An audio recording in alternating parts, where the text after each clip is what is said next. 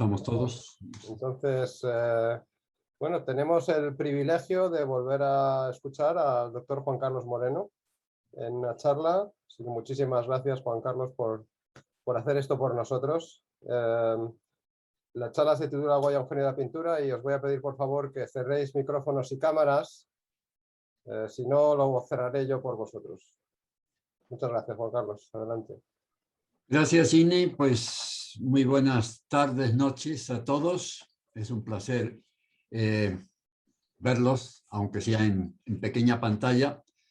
Como dice el Cine, el presidente, mejor por favor cierran sus micrófonos y ya hablaremos al final. Al final de la charla compartiremos, nos veremos ya cara a cara todos y podremos compartir impresiones o comentarios. Estamos celebrando el 275 aniversario del nacimiento de uno de los grandes genios de la pintura, don Manuel de Goya. Entre los grandes de España figura él, así como su antecesor Velázquez en el siglo XVI, que fue el que inició la pintura moderna. El Goya, que se le considera el padre del arte contemporáneo. Y después tenemos a el gran Picasso también, el artista más influyente de la historia contemporánea. Estos tres pintores han marcado, como digo, no solo la pintura en España, sino incluso la pintura universal. Goya fue un gran admirador de Velázquez, ya lo veremos, y Picasso fue admirador e imitador en muchos casos de sus dos predecesores.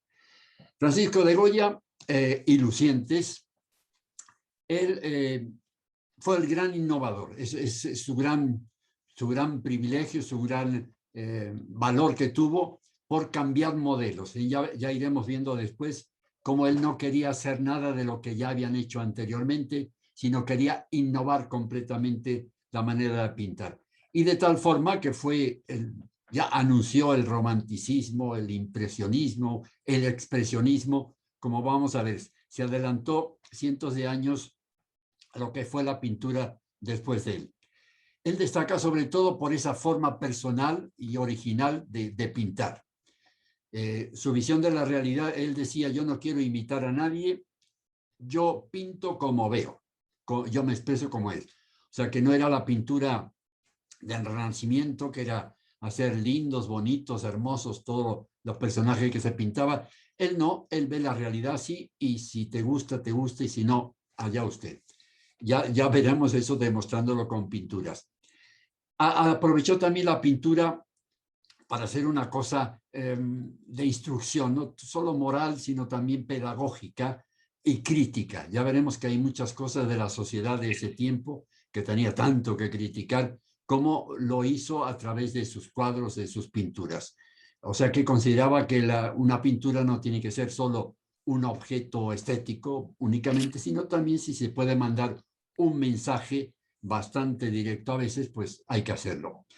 Además le tocó vivir una época muy dura en la historia de España, que fue la Guerra de la Independencia de Francia, y él fue el primer cronista de guerra. Ya veremos cómo en sus dibujos ha quedado reflejado diferentes aspectos de esa guerra cruel, porque hubo tantos muertos y tan injusta en muchos casos. Él lo reflejó en sus pinturas, en sus crónicas. Y por eso representa un momento histórico importante, como digo, en la historia de España. Nació en Fuendetodos, digamos casi de casualidad, porque sus padres, que vivían en Zaragoza, Braulio Goya, que era un artesano, un decorador, pintaba los dorados, y Gracia Lucientes, que ella labriega pero hidalga, era una vasca de la familia Lucientes. Nació en Fuendetodos porque sus padres estaban renovando su casa en Zaragoza y pasaron con unos familiares unos meses allí, y allí nació Goya. Él se educó entonces, parece que fue en escuelas pías, en educación gratuita, pero pronto manifestó su gusto por la pintura y su padre le puso un profesor. Estuvo en esta escuela, duró 3 años copiando pinturas, aprendiendo, hasta que se hartó de todo eso y él dijo una frase que quedará célebre: yo voy a pintar de mi invención, ya no quiero imitar a nadie. Y esto Esto se va a traducir después en muchos fracasos al principio, porque participó en varios premios, en 3 premios en España, y no salió ninguno de ellos. Incluso quiso sacar el título de maestro de pintura, pasó 3 exámenes y solo al cuarto pudo ser admitido. Ganó en sus primeros dineros, los ganó sobre todo pintando pinturas religiosas. Sabemos que tenemos aquí a la izquierda un cuadro de la Virgen del Pilar. Él está en Zaragoza, donde está la Basílica del Pilar. Se acuerda que ya está esta imagen famosa que se supone que es el apóstol Santiago al venir desde Jerusalén a España para predicar la nueva doctrina. Estaba muy desanimado, la Virgen se le apareció en una columna y le dijo que adelante, que siguiera con su obra. Por eso está la Virgen del Pilar. Y él pintó entonces, empezó a pintar en iglesias, pequeñas pinturas. Total que pudo en 2 años, pudo hacerse con un dinerito y con eso se fue a Italia. Él pensaba que en Italia era entonces el gran centro de la pintura, que había que pasar allí, como había pasado ya su gran admirador Velázquez, a quien admiraba tanto, era su gran ídolo en la pintura. Él, de regreso de Italia, dice: yo no dispongo más que cuerpos luminosos y cuerpos oscuros. Es decir, él no va a ver en sus cuadros, después no va a ver muchos detallitos, sino cuerpos voluminosos, cuerpos oscuros, planos que avanzan y planos que se alejan, relieves y concavidades. Es una gran definición que dio él mismo de lo que van a ser sus famosas pinturas. Regresa de Italia, está en Zaragoza haciendo cositas. Él tuvo relaciones con una familia de pintores, sobre todo el mayor de 3 hermanos, la familia Valleu, y estaba ya establecidos en Madrid, eran pintores de la corte, y hizo llamar a Goya a que viniera a Madrid para pintar, sobre todo cuadros, cartones para tapices. Fue una relación muy íntima con la familia Valleu, tanto que se casó al final con la hermana de los Valleu, Josefa, y justo fue cuando tenía 29 años, o sea, que se casó con Josefa, vienen a Madrid, se establecen y empieza a pintar cartones para tapices. Eso le permitió una cosa que para él fue primordial, que fue estar ya en Madrid y tener la posibilidad de ver los cuadros de Velázquez. Él estaba enamorado de esa pintura de Velázquez, ya vamos a ver después, y ya tenía la posibilidad, porque entonces no había Museo del Prado y las pinturas de Velázquez había que verlas en los palacios reales. Ya está en Madrid entonces y es admitido como cartonista a la Real Fábrica de Tapices de Madrid. Esta Real Fábrica había sido fundada hacia 1540, cuando España, que se abastecía, los reyes españoles, se abastecían de los tapices de Flandes, pero al perder esa zona, Flandes, en 1500 con Felipe V, se pierde Flandes, esa región donde se producían estos tapices, y entonces el rey Felipe V trae una familia de flamencos a España y funda esta Real Fábrica de Tapices. Para rellenar los tapices, la importancia de los tapices, bueno, es fácil comprender. En aquella época servía para tapar estas amplias paredes, dar colorido a las casas, al interior de las casas, no solo de los palacios, sino también de las personas pudientes, personas adineradas. Y con eso aprovechó, que además daba un poco de calor también cuando hacía frío, eso le permitió a Goya empezar a innovar, porque los tapices tenían, hasta ese momento en que él empezó a pintar, eran sobre todo temas mitológicos, religiosos. Él sigue un poco, pero sobre todo empieza con temas populares, y fue el gran como fue después otros escritores y pintores. Él fue el primero que ya toma la idiosincrasia de Madrid, el estilo, la moda, los personajes, todo eso lo plasma en estos cartones para tapices. Hizo 63 composiciones en unos 20 años. De ellos el que vimos, Gallinita Ciega, o que fue uno de los famosos, el Quitasol, donde imita un poco la pintura japonesa, pero sirvió no solo hizo estos cuadros para decorar esa sala, sino que también empezó un poco a meterse también con la crítica social. Estamos viviendo unos tiempos muy difíciles, y va a venir la Revolución Francesa, ya hay mucha inquietud social, y parece ser que en Madrid estaban construyendo muchos edificios y había muchos accidentes entre albañiles y no había ninguna protección. Entonces él se permitió hacer esta crítica que por supuesto no pasó nunca a ser un tapiz por esa crítica social. Y fue el gran cuadro que tampoco pasó a tapiz por ser un cuadro, me imagino, tan inmenso y tan difícil de plasmar, pero que quedó entonces esta pradera de San Isidro como una imagen representativa de lo que era el Madrid, está en Madrid con el río Manzanares, una hermosa figura de la gente, los madrileños, con todos sus trajes típicos, figuras en el campo, una imagen que se puede admirar todavía en el Museo del Prado. Él quería participar entonces en la Real Academia de San Fernando, quería entrar en esta academia que era, en esa época era como, bueno, la sede principal que habían creado los reyes para enseñar a pintores y sobre todo para ahí satisfacer los pedidos no solo de reyes, sino también de la aristocracia.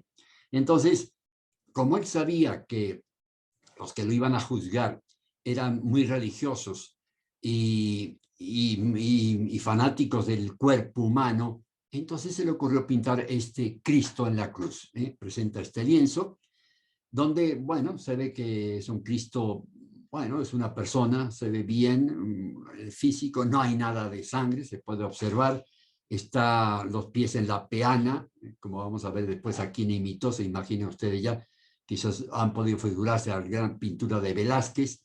Aquí lo único que le interesa y después le va a interesar siempre en su pintura es el rostro, la expresión. Aquí tenemos a este Jesús, no sé si se acuerdan que, sobre todo en España, en época de la Semana Santa, se habla de las 7 palabras, las últimas 7 palabras de Jesús en la cruz. Una de ellas era Sicio, Sicio, tengo sed. Y la otra era, Dios mío, ¿por qué me has abandonado? Quizás un poco quiere expresar con esta imagen, con esta cara, esas dos súplicas en este Cristo yaciente que encantó a todos los que tenían que juzgar de la Real Academia de San Fernando y lo admitieron, por supuesto. Una idea nada más para ver entonces lo que hemos dicho, el gran Velázquez está imitando un poco las formas, pero son dos cosas completamente diferentes.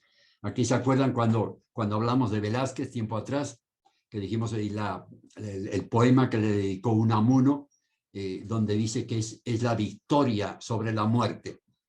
Aquí no hay muerte, aquí hay padecimiento, hay sufrimiento. En fin, la diferencia poco de los dos.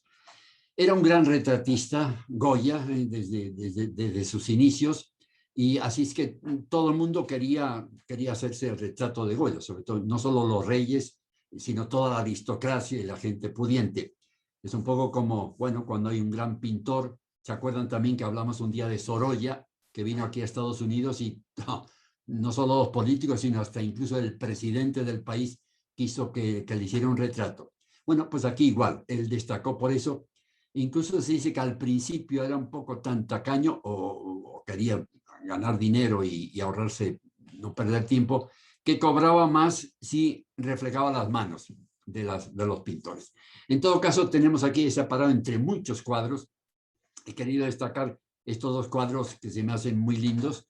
Tenemos aquí a la izquierda la familia Porcel, Isabel de Porcel, eran amigos suyos, él estuvo en Granada unos días con ellos y entonces pintó a la señora, que vemos una mujer deslumbrante, una mujer segura de su belleza, incluso que mira un poco a la izquierda, no quiere dar la cara al que la esté mirando, y un poco chulesca quizás, madrileña, pero dominante, segura de sí misma.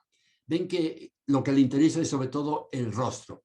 Lo demás, aquí el velo e incluso el color blanco es pues sobre todo para destacar este velo que tiene aquí, la mantilla, es una figura extraordinaria.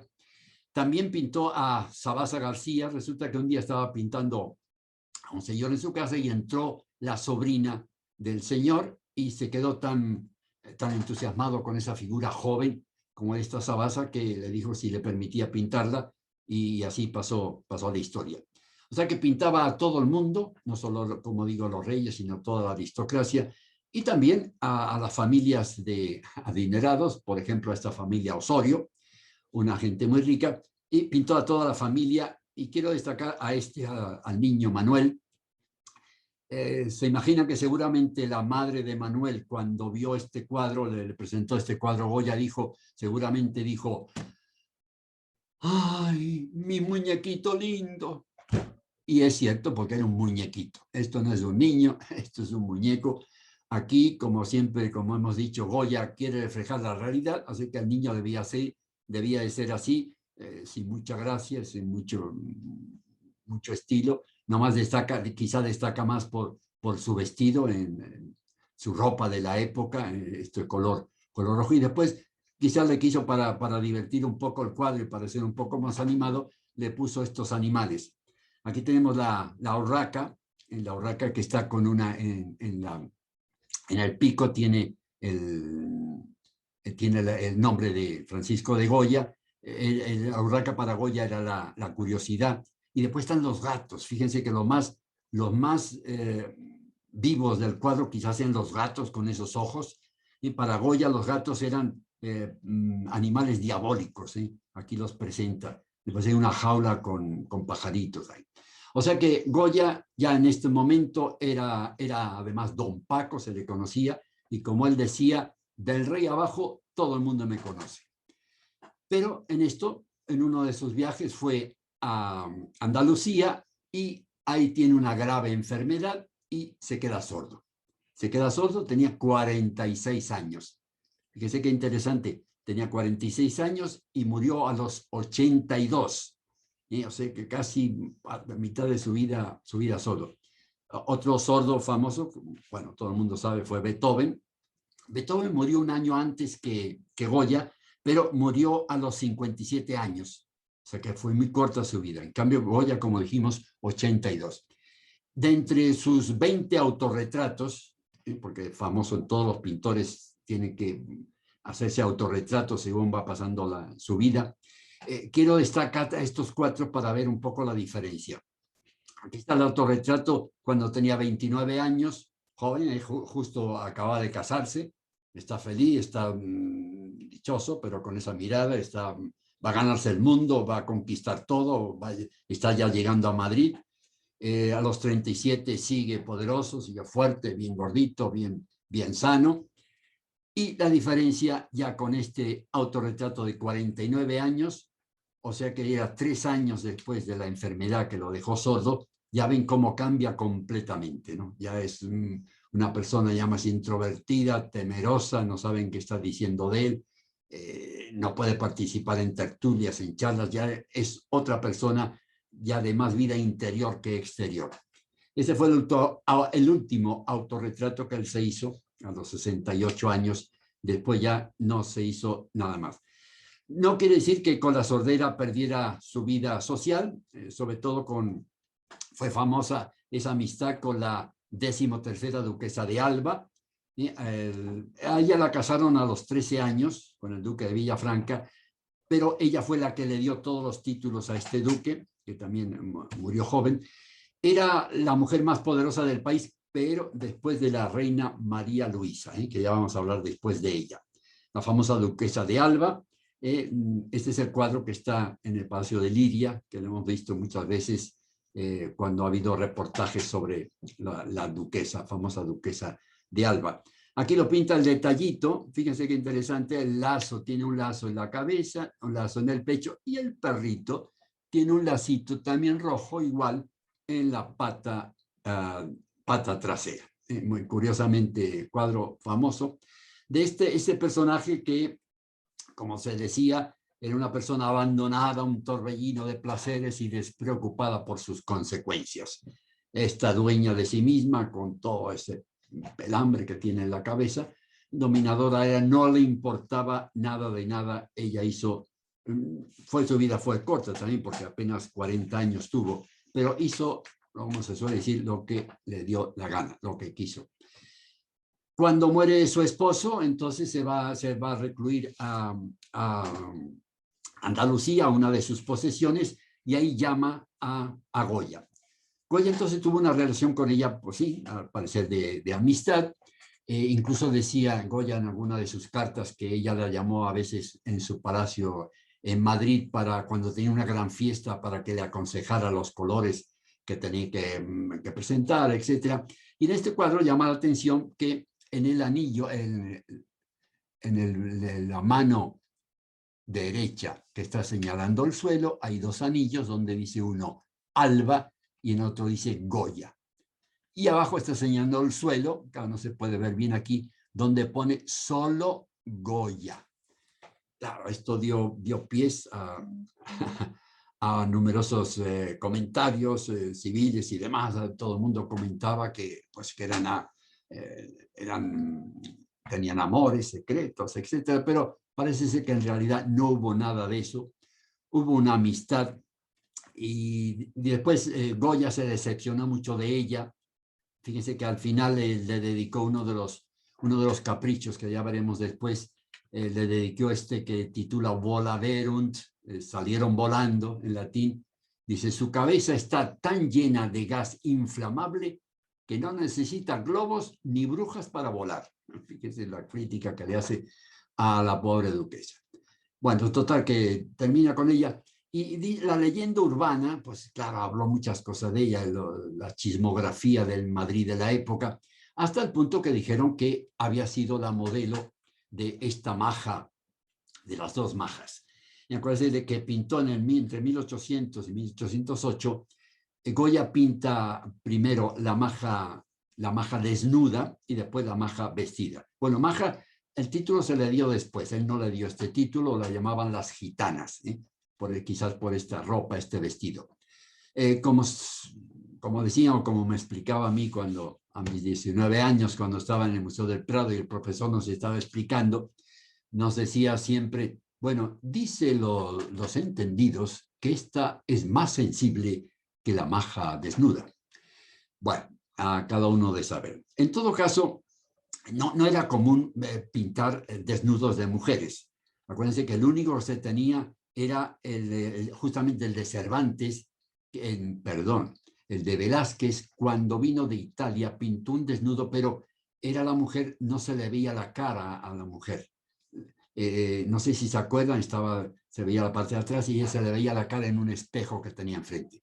Ese era el único que se tenía en pintura de este tipo, pero Goya se lo había pedido nada menos que Manuel Godoy. Manuel Godoy, otro personaje de esta época, era duque de Alcudia, príncipe de la paz porque consiguió una paz medio falsa con Francia en el Tratado de Basilea, y después aquí está cuando ganó una pequeña batalla también contra Portugal, la llamada batalla de las Naranjas, pero en todo caso fue ascendiendo, no tenía gran formación, no era aristócrata, fue ascendiendo y sobre todo porque fue, dicen, amante de la reina María Luisa y sobre todo ayudó mucho a Carlos IV, que era una persona incapaz. O sea, fue adquiriendo posiciones, fue adquiriendo prestigio, y él fue el que le pidió a Goya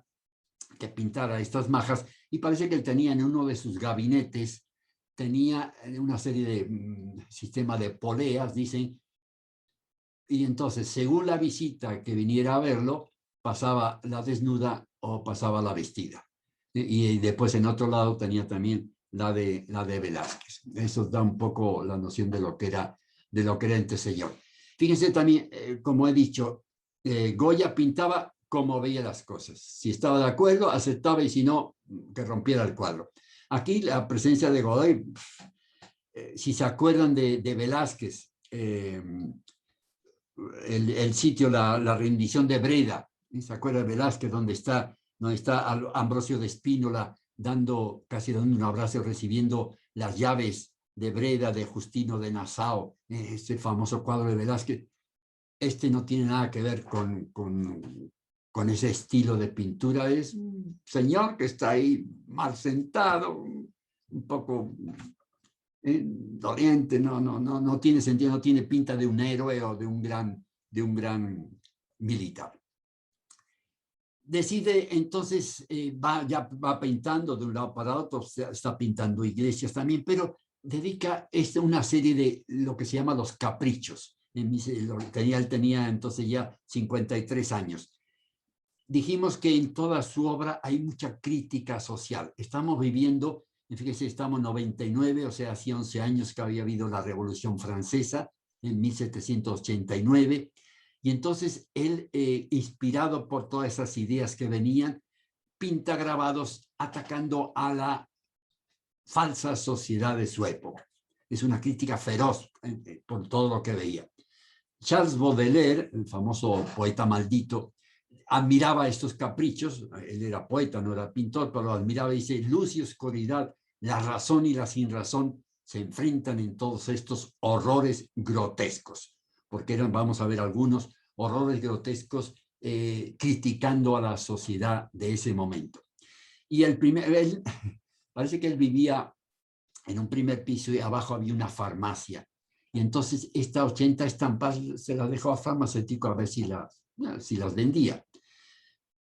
Resulta que pocas semanas después se la llevó, la escondió, porque la gente, la sociedad empezaba a criticar esta crítica de Goya y empezaban a atacarlo, entonces procuró mejor esconderlas.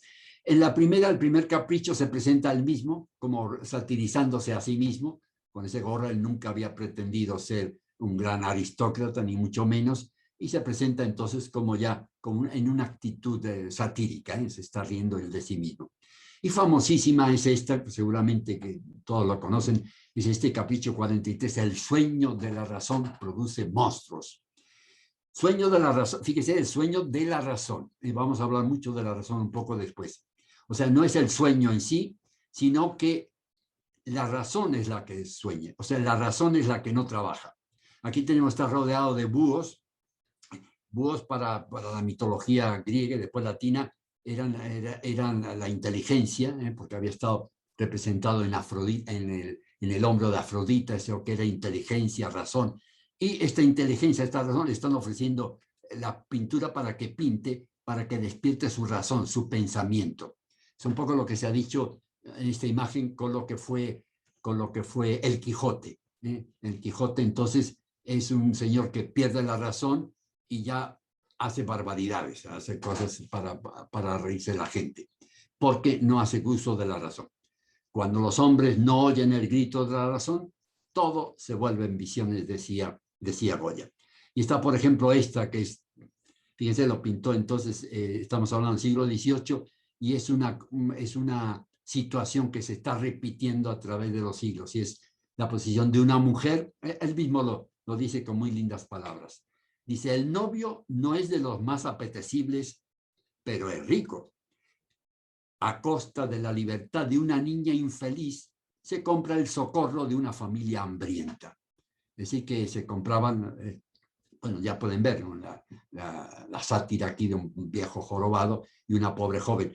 Si recuerdan los que estudiaron literatura, también hubo Leandro Fernández de Moratín, justamente en esta época, gran amigo de Goya, hizo una obra de teatro, escribió, que se llamaba El sí de las niñas, y era este tema también. O sea que en esa época, como actualmente, la virtud, la feminidad, las niñas se pueden comprar teniendo dinero, y por otro lado que haya una necesidad de vivir. También está el tema de la violencia, la educación de los niños. Acuérdense de lo que nos decían de chiquitos cuando nos castigaban: quien bien te quiere te hará llorar. Bueno, entonces él critica esa situación, porque ya la educación era un tema que se estaba hablando mucho tras la Revolución Francesa. Y después pintó a la familia real. Claro, la familia de Carlos IV había que pintarla también en el año 1800. Tenía un gran problema, porque eran 14 personajes, 14 individuos que había que pintar y había que juntarlos. Entonces él admiraba, como dijimos, mucho a Velázquez, y aprovechó las meninas, esa distribución de personajes, para hacer también un poco, dividir aquí en tres grupos. Está el grupo de la izquierda, este grupo de la reina y el grupo de la derecha, presentando en diferentes alturas y posiciones los dos pies avanzados del rey y el sucesor, el príncipe de Asturias, que era Fernando VII. Entonces están colocados. Ahora, el centro de todo, bueno, centro quizás visual es el niño con el rojo, pero el centro es, después del niño, es el blanco de la reina María Luisa y el rey Carlos IV. La pinta del rey Carlos IV, pinta abúlico, un ausente, y ella, sin embargo, fíjese nomás que pinta. Es como para preguntarle acá al rey, oiga, ¿y quién manda en su casa? Ella, seguramente, porque la imagen que te está representando es ella, María Luisa, que como dijimos era la amante, o tenía a Godoy como su amante. Y por otro lado estaba la otra parte, Fernando, el jovencito Fernando, que iba a ser futuro rey, desastroso rey también. Y aquí fíjense que como todavía no se había casado, entonces pinta Goya a lo que sería su futura esposa, con la idea de que cuando se casaran le podían poner la cara que representara. Goya está, por supuesto, aquí como está también Velázquez en Las Meninas. Esa está entonces la figura real, que no es ridícula. Muchos dijeron que está ridiculizando. No, Goya está pintando tal como eran estos personajes, tal cual son, tal como él los veía. Ya no son personajes divinos, heroicos, fuertes, como Carlos I, Felipe II, no. Personas normales, con sus caras, con sus pintas, con sus debilidades. Pinta entonces, mira, en ese mismo año, 1800, La verdad, el tiempo, la historia, es una alegoría. Recuerden que acaba de empezar la Revolución Francesa hace poco tiempo, triunfa la razón, entonces había muchos mensajes políticos en las pinturas. Aquí está pintando la verdad, que al principio la pintó desnuda, pues la verdad tiene que ser desnuda, no tiene que cambiarse con nada, pero después tuvo que ponerle ropa. Está el tiempo que vuela, que pasa, el tiempo que está tomándose a la libertad para marcar, y después la historia que está escribiendo, relatando todo lo que está pasando. Todo esto, como digo, eran las ideas revolucionarias. Y aquí está, no se me distraigan, sígueme, porque hay mucha palabra aquí, pero es bien sencillo. En 1789 viene la Revolución Francesa, libertad, igualdad, fraternidad, termina con lo que le llaman ellos el antiguo régimen, es decir, con la monarquía absoluta. Se declaran los derechos del hombre, una institución que todavía sigue hasta hoy día, y eso se presentó en un día, el 14 de julio, en fiesta nacional de Francia. Pero todo esto había sido preparado por lo que se llamó la Ilustración. Es decir, 50 años antes ya había habido intelectuales, pensadores, científicos que habían estado batallando para que triunfara la razón. Por eso es el siglo XVIII es el triunfo de la razón. Emmanuel Kant, que es el filósofo alemán, él nos decía muy bien que había que disipar las tinieblas de la ignorancia de la humanidad mediante las luces del conocimiento y de la razón. Él decía que la gente tenía infancia mental, es decir, que la gente, en lugar de razonar, decía lo que decían otros, o sea, se confiaban en otros para no tener que razonar, esa pereza mental. Y por eso que él decía, mandaba como mensaje abúlico, piensa, atrévete a saber, ese era el mensaje que mandó Kant. Y todas esas ideas a los españoles que justamente estaban viviendo con el Carlos IV, que era un fracaso de fracasado que no adelantaban a España, todo eso les atrajo mucho, las ideas, no los franceses. Por eso a este grupo de intelectuales, entre ellos a Goya, lo llamaban los afrancesados, o sea, personas que pedían una monarquía reformista que salvara a España de su atraso social y económico, en cosa que no realizó. Esos eran los afrancesados. No más que mientras tanto, aquí tenemos a Napoleón, que da un golpe de Estado, se proclama emperador, hace traer a Francia a Carlos IV y a su hijo Fernando VII, a quien había heredado ya el gobierno, el país, el reinado, hace Napoleón que Fernando le devuelva el reinado a Carlos y que Carlos se lo dé a él, y él nombra a José I, su hermano mayor, abogado, como rey de España. Claro, esto los afrancesados no, por un lado estaban de acuerdo con las ideas, pero no tanto con que se impusiera Napoleón.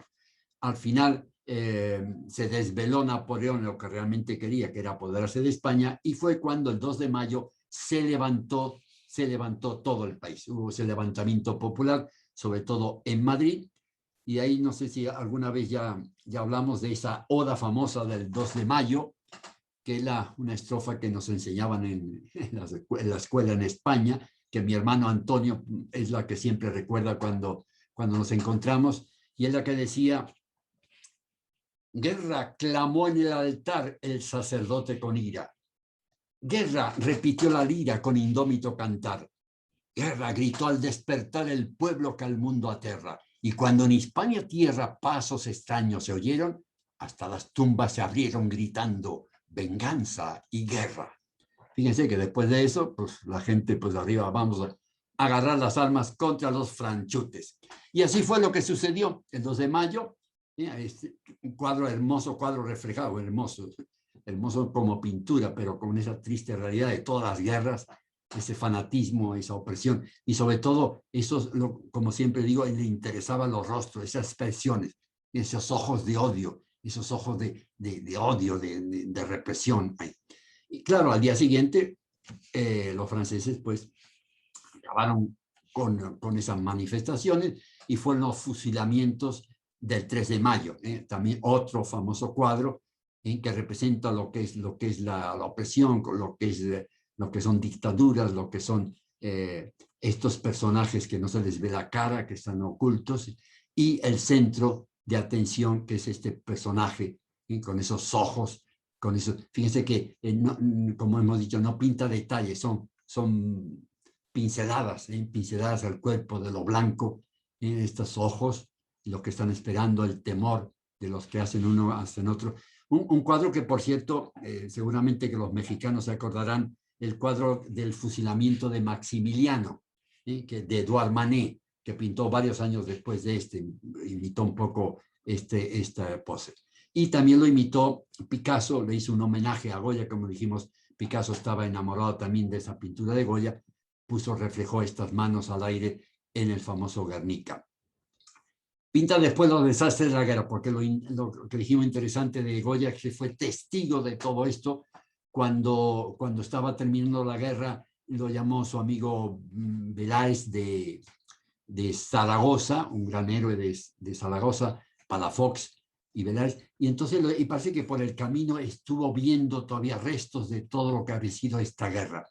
Entonces hace con esta pintura una reflexión sobre lo que es no esta guerra sola, sino lo que es una guerra en sí, la devastación, la muerte, la miseria, todo eso está reflejado, es una visión global de lo que representa una guerra. Y por eso es lo que se dice que vivió esta situación y la reflejó como han hecho después los cronistas o reporteros gráficos, ¿no? Fue el primero que lo inició así. Ya descansando, cuando termina estos desastres de la guerra, ya él dice además que no va a pintar más pedidos. Ya tenía 66 años, justo ahí fallece también su esposa, y se dedica entonces a hacer estos grabados de tauromaquia. Nicolás Fernández Moratín, el padre del autor de las niñas, escribió Origen y progreso de las corridas de toros en España, una obra muy famosa en esa época y que refleja un poco cómo ha sido la tradición del toreo, de la lidia, una cosa ya impregnada en la tradición antigua de España. La aristocracia, incluso los reyes y los toreros, parece que ha habido siempre un contacto muy especial hasta hace pocos años. Aquí están héroes que había visto Goya, recordaba estos héroes, Pepeillo, Fernando del Toro, y fíjense que después Pablo Picasso, como dijimos, admirador de Goya, imita con otro estilo de pintura, fíjense casi la misma escena, a muerte Pepeillo, gran amigo de Goya, y le ofrece esta imagen, y Picasso pintó esta acogida que se refleja mucho. El llanto por Ignacio Sánchez Mejías, la famosa obra de Federico García Lorca, también para decir como poetas y pintores tenía ese contacto especial con la fiesta, lo que llamaban ellos fiesta taurina, ¿no? Este es uno de los más famosos cuadros de él también. Fíjese qué interesante, parece realmente que como está, este salto está tan prodigiosamente fijado ahí, ¿no? También Picasso también lo imita haciendo esto. Deja entonces, ya nadie le pedía, y sin embargo hizo esta obra, sus últimas obras, que la última comunión de San José de Calasanz. Fíjese que San José de Calasanz, que es el fundador de las escuelas pías, de los escolapios, fue el primero en todo el mundo occidental que abrió una escuela para niños pobres. En esa época todavía no había escuelas, la gente adinerada pagaba maestros para sus hijos. En cambio, él abre una escuela para pobres y fue famoso, como era también aragonés, como lo era Goya, como era Buñuel también, los grandes aragoneses. Entonces pintó reflejando de nuevo el rostro, la expresión. Un santo, era piadoso, era muy buena persona. Y la diferencia está, estos dos como centro, están la gente piadosa, recogida, y sin embargo, bueno, también los niños, ¿qué van a hacer? Como todos niños, cuando éramos niños en la iglesia, pues mirar al techo, mirar abajo, distraído, Como refleja bien cómo veía así la situación Goya. Se enferma de nuevo en 1820, ya tenía 66 años o 74 años. Se enferma y lo salva casi su amigo doctor Arrieta, y ha quedado también como un cuadro representativo de lo que es justamente estos tiempos en que hacen tanto los médicos e enfermeras y que hay tantas manifestaciones de su ayuda para sobrellevar bien esta situación, ayudar a los enfermos. Es una imagen que refleja muy bien lo que es un médico abrazando a un enfermo, lo que es el padecimiento, esa ternura que hay en ese gesto, y además autoridad, como abraza el vaso para darle la medicina, esa expresión de esos dos rostros diferentes, que ha quedado como un agradecimiento perfecto de Goya a quien lo curó, las manos de Goya también.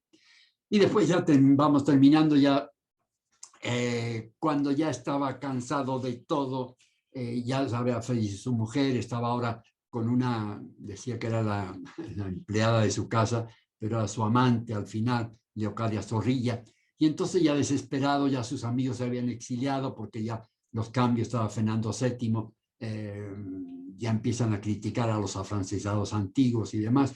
Entonces compra esta Quinta del Zorro, que se llama Quinta del Zorro, no por él, sino que se llamaba así, curiosamente.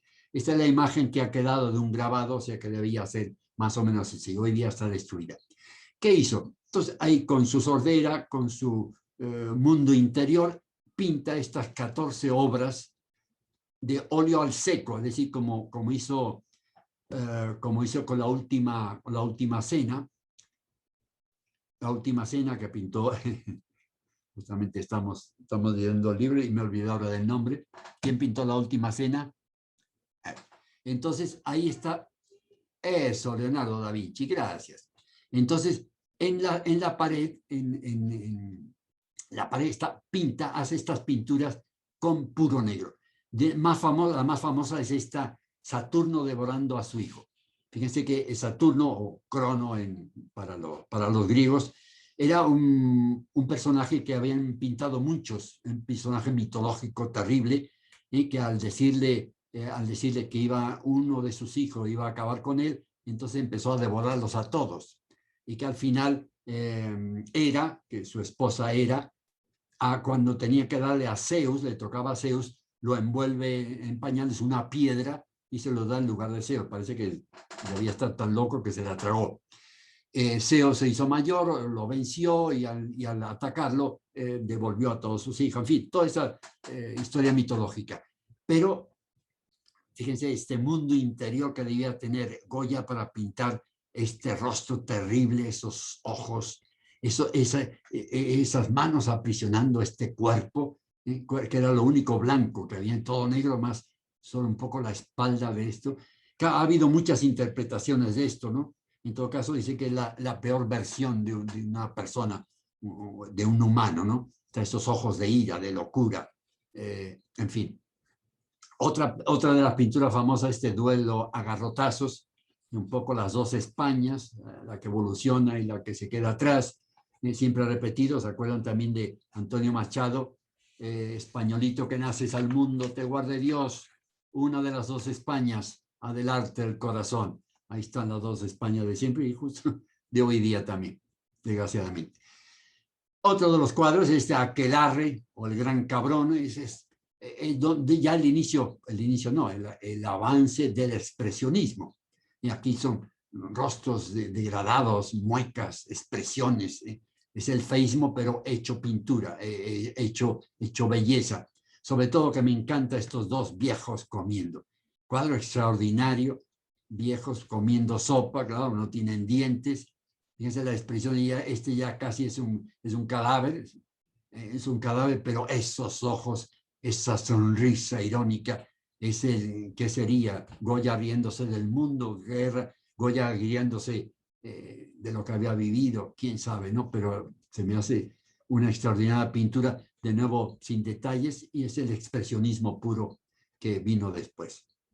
Y la última que tenía es esta, el cuadro más bello del mundo, decía Antonio Saura. Fíjese que lo que se ha tomado, porque estos cuadros se trasladaron al lienzo. ¿Sí? La casa está destruida, pero de cada cuadro se trasladaron al lienzo y hoy día se pueden ver en el Museo del Prado.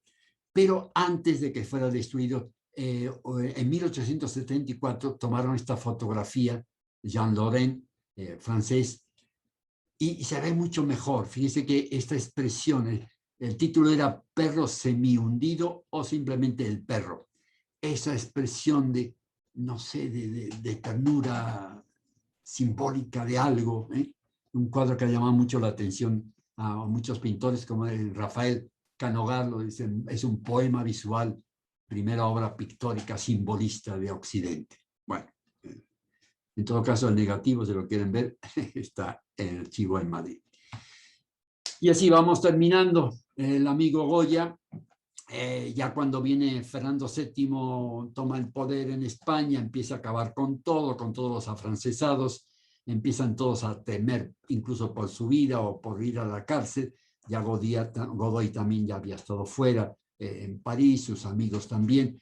Entonces, él tiene la excusa de que va a ir al balneario de Plombières, en Burdeos, y para evitar, y sale de acá. Vuelve un año después para pedir cosas de su jubilación y demás. Y es entonces cuando Vicente López Portaña, que había sido discípulo de él, pinta este cuadro, que es el cuadro famoso que nos ha quedado como la figura de Francisco de Goya y Lucientes. Falleció el 16 de abril en 1808, en la tranquilidad, tenía 82 años, o sea que es una vida bien larga y bien vivida. Y le dejo aquí para terminar con ese rostro, con esos ojos de don Francisco de Goya, que tanto nos ha dejado. Lamentablemente, ya ven, pintó más de 6.000 obras, no es posible hablar de todo él, pero en fin, ojalá que haya podido darle las grandes pinceladas de este genio, y después cuando vean obras por ahí o pueden ver en internet, que están ya todas las obras de él, si se quieren deleitar un poco y recordar y admirar entonces a este genio de la pintura. Y por mí es todo. No sé si hay preguntas o curiosidades. Muchas gracias, Juan Carlos. En fin, lo que deseen. Ahora sí tienen libertad, ya pueden abrir micrófonos y decir, no sé si podemos vernos todos ya, Sidney. Wow. Sí. Ahora, si queréis abrir las cámaras, aprovecharemos después para hacer una fotografía. A ver. Como siempre, mi queridísimo profesor Juan Carlos, tus lecturas son una joya, que por suerte el querido Sidney las graba para la historia. Bueno, gracias, Arturito, eres muy amable. Tú me ves con ojos de amigo, entonces dices esas cosas, pero en fin, gracias, querido. Va a estar grabada para la posteridad, efectivamente. Así es. Bueno, ¿y qué Y nada pensaba más entonces, Napoleón de Goya? ¿Tú tienes alguna idea si Napoleón tenía un concepto formado sobre Goya o simplemente lo consideraba un revolucionario, terrorista? no tuvo ninguna relación directa con Goya. Sabía que era un pintor, y como Goya era un afrancesado, o sea, repito, afrancesado en el sentido de ideas de la revolución, de ideas positivas de la revolución, de avance de la historia y demás. A Napoleón no le importaba, Napoleón estaba en lo suyo, que eran las batallas, era el poder. Vino a España a ocupar España y lo echaron. Detestó a los españoles porque fueron los únicos que lo derrotaron. Así es que no hubo una relación, no, así especial que digamos. Muy bien. Sí, no sé si lo vemos. Ahora sí, es que no los veía. Estaba todavía con la imagen. ¿Alguna pregunta más de alguien? Ahora sí que los veo. Muchas gracias a todos por estar aquí presentes. Alex, Qué bien. ¿por qué que no aparece aquí? Que liguei e não Hombre, ahí aparece. está don Jorge Você não Beitia. aparece? É, Eu acabei de perguntar se você queria ligar. Ese señor que ven ahí arriba, Jorge Beitia, es un alumno mío de hace, ¿cuántos, Jorge? De hace 70 años. Sí, qué eu horror. abri aqui, né? Tirei Qué o viejos somos. Bueno, no hablemos de la edad. Juan Carlos, muchas Dígame. gracias por mi parte. Me ha encantado cómo has ido llevando la historia y precisamente eso, acompañándolo con datos históricos y con anécdotas. Ha estado muy bien. Muchas gracias. Sí. Muchas Yo gracias, Juan, que hacemos una foto. lo único que sufro siempre es que podríamos estar hablando 5, 6, 7 horas de este señor y con todos los datos que tengo, pero tengo que resumir, acelerarme para no cansar y para quedarnos con lo esencial, ¿no? Pero usted nunca cansaría, doctor. Ay, Nunca. no, gracias. Hombre, está ahí también, les presento también a un señor que se llama Antonio Moreno, que es mi hermano de la poesía, que se sabía la poesía y cada vez que nos vemos recordamos, ¿verdad, Antonio? Eso es que nos enseña. Pero fíjese qué interesante que dependiendo del colegio, porque si era un colegio religioso, no te decía cómo empezaba guerra, clamó en el altar el sacerdote con ira. Eso lo Guerra sacaba. repitió la lira con indómito cantar. Eso sí, ahí empezaba. Guerra gritó al despertar el pueblo que amunda tierra. Y cuando la hispana tierra pasos extraños se oyeron, hasta las tumbas se abrieron gritando, venganza y guerra. Fíjense, eso en los niños que éramos de 10, 11 años, salíamos a la calle y si había un francés, a pedrada. Era así. Muy interesante eso. ¿Qué más? ¿Qué más? Hombre, el señor Hinojosa, mi colega Hinojosa, ¿cuánto tiempo sin verlo? ¿Cómo está? Qué bueno ver un gran profesor de historia, que ya hemos tenido la ocasión de verlos en el pasado también algunas charlas. Por favor, abrir las cámaras los que podáis y hacemos una foto de grupo. Para la foto, para la posteridad. Yo quiero Es muy interesante, A ver, ¿quién es está muy hablando ahí? interesante ver que Goya pudo atravesar o pasar por muchas etapas, no solamente en su pintura, sino también en el contexto político, como que no fue apresado o perseguido político, que lo siguieron utilizando los nobles. En una palabra, ¿qué capacidad tuvo de poder de poderse proteger, por así decir, de todas las atracciones que lo hubieran podido marginalizar eventualmente? Sí, era muy bien. Y lo bueno también es que se quedó sordo, entonces las críticas no las oía. Así que podían atacarlo y decirle, pero no, era un gran pintor también. Sé que la gente tenía cierto respeto con él, no podían tampoco maltratarlo, ¿no? Se le caía encima el resto del país. Pero sí, debió sufrir mucho también. A ver. ¿Qué más? A ver, Víctor Saldiva, que no lo vemos. por favor, para la foto.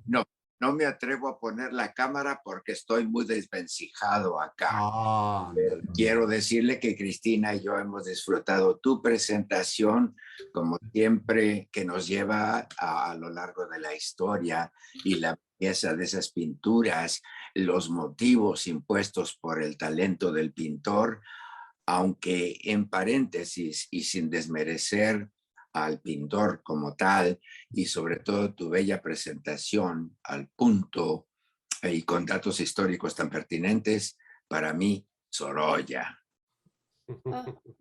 Sorolla. Bueno, sí, hablaremos. Cada uno en su tiempo y en su momento. Velázquez también es otro grande, entonces todos tienen, dependiendo en su época. Sí, Sorolla, ya hablamos una vez hace mucho tiempo, quizás volvamos a hablar de él porque vale la pena, pero... ¿Cómo? Repetilo, Juan Carlos. Que repitas a Sorolla. Que repitas otra vez a Sorolla. Sí, cómo no, habrá tiempo para todo, cómo no. Mientras ustedes nos apoyen a la Casa de España y sean fieles, paguen su cuota anual. No, mientras haya gente que nos escuche, claro que sí, con mucho gusto, seguiremos en contacto y seguiremos haciendo. Justamente la próxima será de Gabriela Gámez, que es nuestra gran amiga de la Casa de España también. Él nos invita a una visita guiada al Jardín Botánico el 8 de octubre. Ya le mandaremos la invitación. Y es porque Frida Kahlo, una exposición de Frida Kahlo, y ella para la Casa de España nos va a explicar los diferentes pasos ahí. Así es que ya se les mandará. Y hay otros proyectos, pero en fin, se les va a ir mandando cuando se tengan ya los detalles definitivos. Bárbaro. Aprovecho que estoy en el micrófono para darle mucho crédito, no solo a ti, Juan Carlos, tus esfuerzos, tu conocimiento, claro. Sino a Sidney Cron, que ha sido tan leal, tan fuerte, tan solidario en trabajar duro por la Casa de España. Y tú, Katy, también. Sidney, sería muy bueno, yo sugiero que mandes una ronda de emails a todos los que no hemos pagado. Yo no estoy seguro si pagué en el 20, pero encantado de la vida porque yo quiero que esto siga. Y si tú tienes una lista de toda la gente que figura en la Casa de España, dejarnos saber, ya pagaste, no pagaste, y lo hacemos con muchísimo gusto, por favor. Lo haremos. Gracias por tus palabras, por supuesto que lo haremos, y extiendo las felicidades a toda la junta directiva, que todo trabaja. Nada más que me excuso, los extranjeros, como Jorge y Antonio, no, yo los cubro, o sea que no se preocupen por mandarnos el cheque. No importa porque el cambio y todo eso es mucho problema. Ustedes, con tal de que disfruten y aprovechen, pueden seguir contactándonos, ¿sí? Yo también soy extranjero, mi querido. Bueno, Arturito, en fin. No hablemos porque entonces me va a soltar la lengua y entonces va a haber aquí más que problema. Darme una sonrisa, por favor, todos, que voy a ver, todos sí, para la foto, todos sonrían, por favor. Aunque feo, espérate. A ver, ahí salen.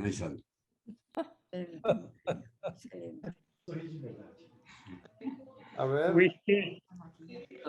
3, 2, 1, va una, espera otra. Espera, que tengo que abrir la cámara. A ver, está bien. Ahí está, qué lindo, venga. Muy bien, pues venga, otra foto. 3, 2, 1, sonrisa. Gracias. Muchas gracias. Gracias, chicos, gracias.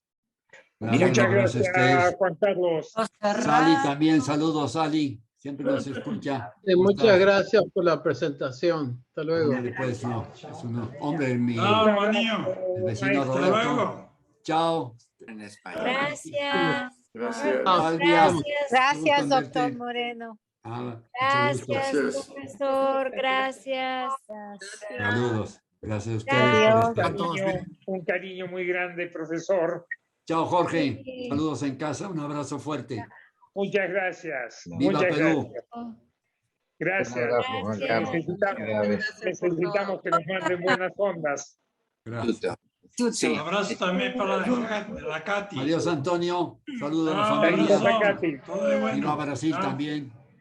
Chicos, yo entiendo que la botella de vino está en el, ¿La botella de vino está dónde? en el correo. En el correo. De España. Ay, Dentro esas de poco- palabras vanas que lleva el viento. Ay, ay. Dentro de poco a ver si empezamos a hacer ya reuniones en persona. Sí, A ver. pero aquí los estamos esperando, Saldívar. A ver Te qué. cayó el ¿Cuándo? 20, Ron, te cayó el 20.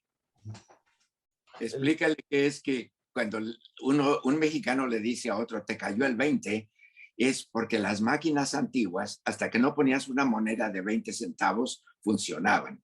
Entonces a ti te cayó el 20 en que hay que abrir esas conferencias en vivo con un vinito. Sí, sí. Y ay, cuánto lamentamos, pero es imposible, querido Víctor. Y a ver qué tratamos con las universidades, están todas cerradas para reuniones grandes. O sea, en la Ya. clase y apenas nos dejan la clase, todos con la boca bien tapadita, Ya sé. saliendo corriendo, pero de reuniones todavía no se permite. Porque hay que Yo esperar un poco, bueno. Tienes razón. Pero por lo menos tenemos la ventaja de que podemos hacer esto, ¿no? De poder Sí. contactarnos por lo menos mínimo. Sí. Pero sí, ya llegarán mejores tiempos, no hay que desesperar, Ojalá. con paciencia. Todo pasa. Así es, Bueno. queridos. Un beso, un abrazo. niños. Gracias, igualmente. A Muchísimas cuidarse, a seguir bien. Gracias. Hasta luego. Gracias. Chao, chao. Gracias, luego. Bueno mil. verlos. Gracias, profesor. Gracias, Gracias, Juan Elia, por Carlos. estar Chao, ahí, chao. por el apoyo, gracias. Gracias. Chao. Bye. Oye, Carlos Juan Saldívar. Carlos, tu sombrero ya debe parecer un pájaro con tantas plumas que te pones cada vez. A ver, ¿cómo, Arturo? Que tu sombrero ya debe parecer como un pájaro, como un ave, con tantas plumas que le has agregado. Mi sombrero. Sí, es que aquí en Estados Unidos hay la expresión, you put another feather in your hat. Man, jo, es que aquí con tanta gente culta uno sabe. Te lo digo cada vez que das una plática. Bueno, Creo que ya deberías haberlo entendido. Una Ya, pluma ok, por gracias. No te ha pluma caído por el cada 20, chapa. como dice Víctor.